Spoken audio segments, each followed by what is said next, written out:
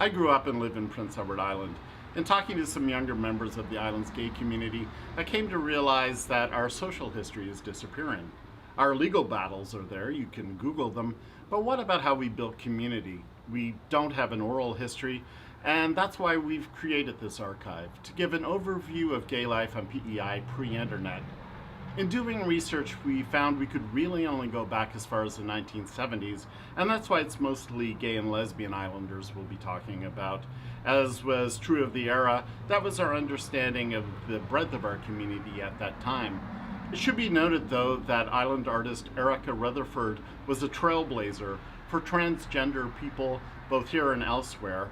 And in reaching out to the island's indigenous community, PEI's first people, the Mi'kmaq, we came to understand that truly theirs was not our story to tell.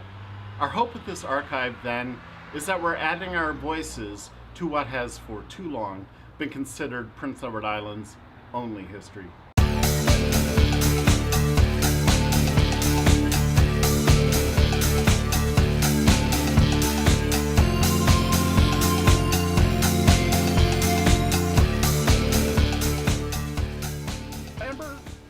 Born on PEI, yes? No, Where were you born? a little town called Guaquin, France. Get out of here. Well, when did you move to the island then? I was about 5 years old. Okay, all right, so it's very similar to me. Can you tell us a little bit about your upbringing? My dad was military, very strict, very conservative. My mother was more of a hat-wearing, long skirt, out in the field picking berries hippie chick. We lived 2 blocks from here for grade 1, 2, and 3, and then moved out to North Rustica where my mother's family is from. Okay, all right. So when did you realize, or when did Danny realize that he was gay? I don't think it was ever a question. Just, it's always how Danny was? Yeah. Okay. And what about when did Amber enter his life?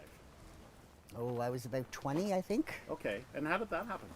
One of my friends and I went to Halifax for a week, and we were at a nice little bar called Rumors on a Friday night, and there was a big drag show. And at the end of it, they announced that on Saturday night they were hosting an amateur drag show with good prizes and everything. The next day, my friend Mike and I got up, and Mike's like, "You could do it, you could do it." So we went shopping, bought the hair and wig and makeup and the dress and shoes. I won. Congratulations. And then, were you Amber at that time, or was... No, Annie Day. Okay, oh, I like it. Pig Latin for Danny. Oh, that's perfect. Yeah, and my roommate became Jenny Way. Okay. And then one of my other friends was Felicity Swallows. So when the 3 of us did shows, it was Annie Day, Annie Way, Felicity Swallows.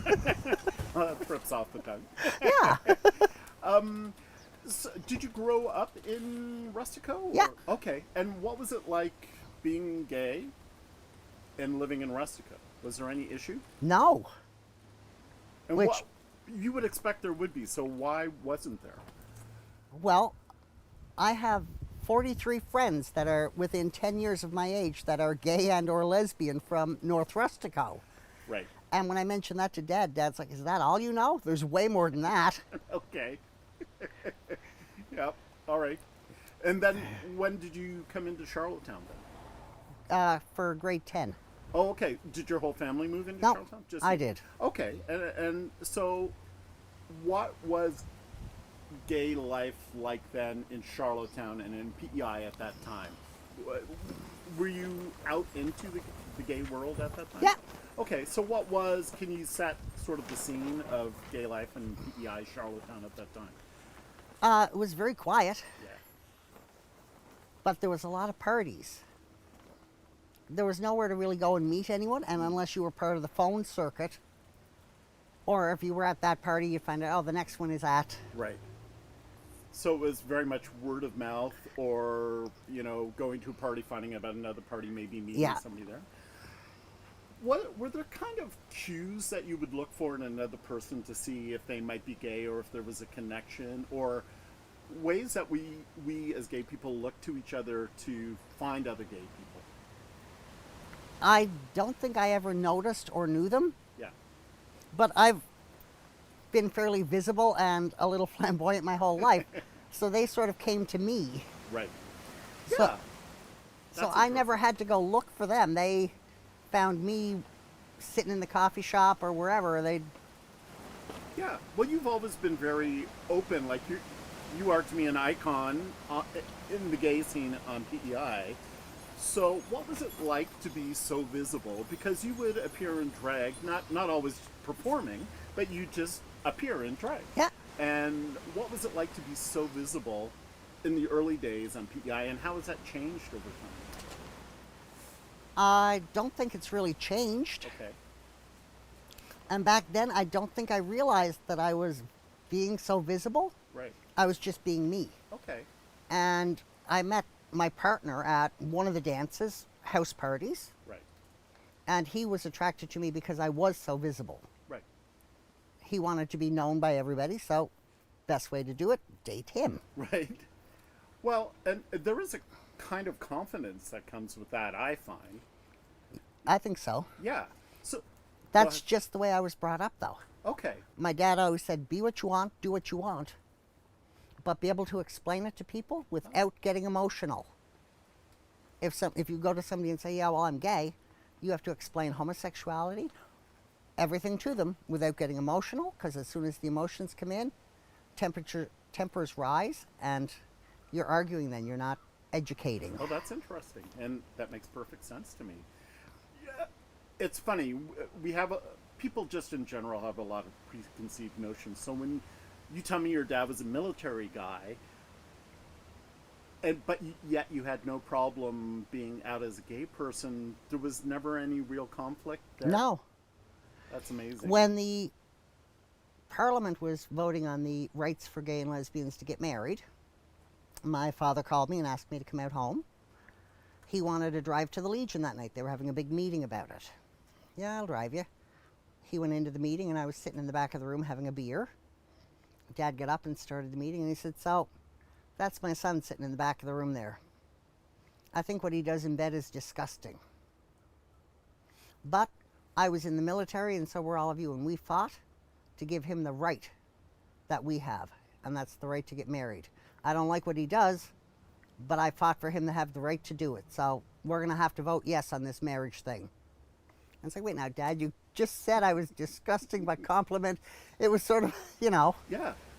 he was totally conservative, but he was also military. And he's like, we fought for you guys to have your rights, and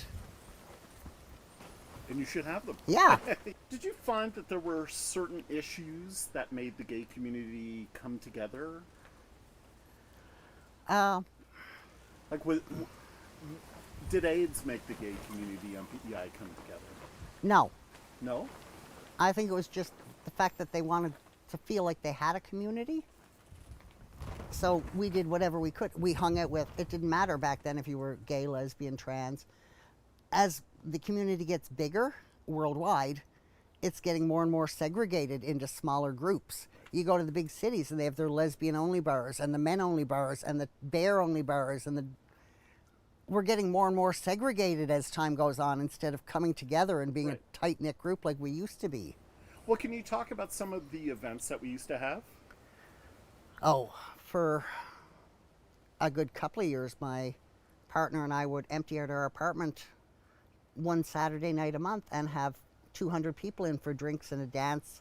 He'd set up the stereo in the living room, and it was just open door. Whoever shows up, shows up. And that was just to have a place for people to get together and have fun. Yep, and there was a house in Summerside that did it. There was a house out in Surrey that we would all travel out to. There was one out in Cornwall. So we had like party houses, and we'd sort of do the PEI circuit. Do you know what's interesting to me is I am a part of the gay community here in PEI, yet I didn't know about these things. I would have come to some of them. It's we think that we know everything about each other and about what's going on, but we really don't. No. I was unaware of. I knew there were house parties, and I just thought, oh, that's a group of friends or something. No. But, wow. Okay. Well, next one, let me know. Do we still do those? No. No. Okay. Why do you think we stopped doing some of the events we did, like house parties, like Oh, well, like even having monthly gay dances. Why do you think we stopped? A lot of the people that worked at the dances were the older gay. Right. They stopped getting us to volunteer because the younger gays wanted to volunteer. They wanted to organize the dances and run the dances because then it was their music. Right. We'd go up and request a song. No. Interesting. So the older people stopped going. The younger people, when they're in school and working and they don't have time to organize the dances, Right. but if they're not going to play music we want to hear, Right. or the older lesbians like waltzing, Yeah. or they like country. No, can't play that. It's all got to be high energy, the latest dance. Right. And that's interesting. One of the things I liked about the dances that we used to have is that literally everybody was there, Yeah. right? I didn't necessarily want to be friends with everybody because just because you're gay doesn't mean you have anything else in common with somebody Exactly. else. But we were all there. Yeah. And we did. We got to play Country Boy by John Denver now and then, right? Yeah. And They were up line dancing, they'd waltz, now it's, you don't get any of that at the dances, so. right.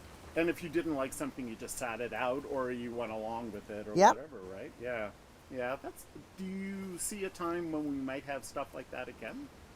I hope so. Yeah, Back then, if you were single and wanted to meet somebody, you kind of had to go to the dances. right. Nowadays, it's a lot of couples that go to the dances. The Right, single okay. people go on the internet to find, Right. An evening, yes, putting it polite. yes. That's interesting. Were there other events that you typically attended? Like, did you go to some of the dances outside of house parties and things like that? Oh, yeah. Well, I Oh, remember you from the Delta and Yeah. all those places. Yeah. But, if yeah. there was an event, I went to support the community. Right. And what's the earliest event you can remember? Not organized in a house, but something else other than that. Probably, oh, there was a gay bar in Charlottetown for a little while. Was there? Yeah. See, this is another thing I don't know. Hit me with some information here. Where Blossoms is on University Avenue. Okay. There is a little spot in the basement. There was a dance floor, there was booths, there was a bar. Okay, right. I was never there, but I remember hearing. So there was a Chinese restaurant called Blossoms, but now it's Mr. Sushi, right? Yes. And then downstairs from that, there was Yeah. a bar. You had to walk down this dark, dingy little alleyway, and How was that? Tell me about that because I don't know about. it was dead. Really? Is it just that we don't have the population here to support something like that? I think because it was known as a gay bar, Right. a lot of people wouldn't go. Right. Okay. If it's a straight bar, well, I'm just going for a beer. I can't help it if there's gay people there. Right. Because they Yes. were, Yeah. Well, when you think back about the people you've known, all the years that you've been on PBI since you were 5, do you recall any older couples that kind of stood out to you as people who had been together or been visible in the gay community from way back? yeah, Yeah? Are any of those people still around? And I think they're all dead. Well, It's that's the been thing. like 50 years. yeah. But without getting into names or anything. Oh, see, I couldn't get into names. Okay, well, that's good. Well, no, when I was younger, Yeah. because I was always so visibly gay, Yep. I had people coming up to me all the time going, do you know this person? Are they gay? Are they Right, right. lesbian? So I made it a point of teaching myself how not to learn somebody's name. Right. So even now, I have trouble remembering people's names because Yep. I can tell you what you do for a living, where Right. you live, Yeah, your yeah, yeah. favorite color, your animals, your name.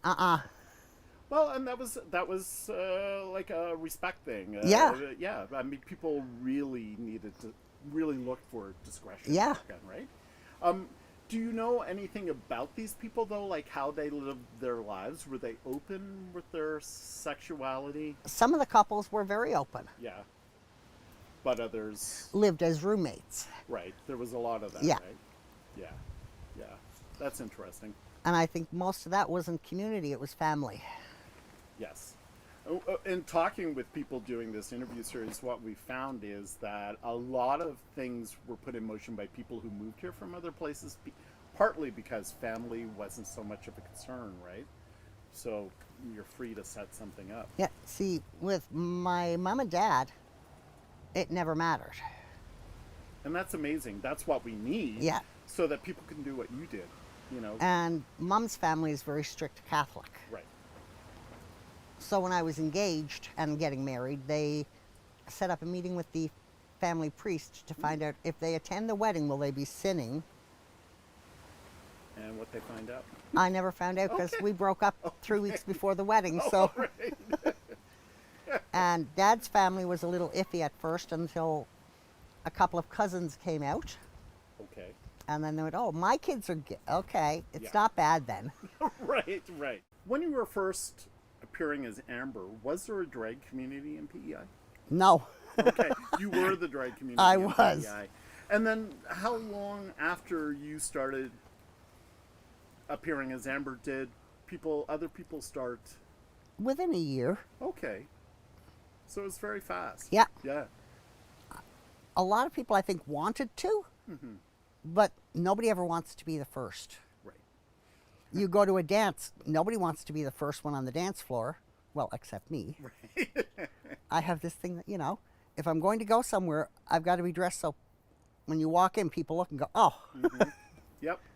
We know when Amber arrives. We do, and that's a good thing. Yeah. But I even have that attitude with work. Right. If people are not going to look at me when I go to work, I'm wearing the wrong outfit. Let me end with this. Do you have anything you'd like to say to add to this archive? I've met an awful lot of good gay and lesbian people that have done an awful lot to help the community grow. And I think growing up on PEI was amazing because it's one of the most accepting communities, gay, straight, whatever. I can walk down to Vic Row dressed like this, sit and have a beer. I'll get a couple of looks. Not a bad thing. But I've never gotten yelled at walking through Charlottetown. I know a lot of my friends have had people yell out of car windows at them, but it hasn't happened to me. And I think that's because my upbringing, I was brought up to be confident and secure in who you are. And if you're confident and secure, people don't tend to challenge you as much. For a while, the gay men hung out on the steps of the church up there, and there was a group of young bashers that would go around every now and then and beat them up. And I was walking home one night and ran into this bunch of young fellas, and we were chatting, and they're like, "Oh, if you see this faggot, tell him we're out to beat him up." Wait, now, you know I am. Yeah, but you're not like the other ones. So, I think it's because I was confident and secure in who I am that they did. That's just Danny. Everybody knows Danny.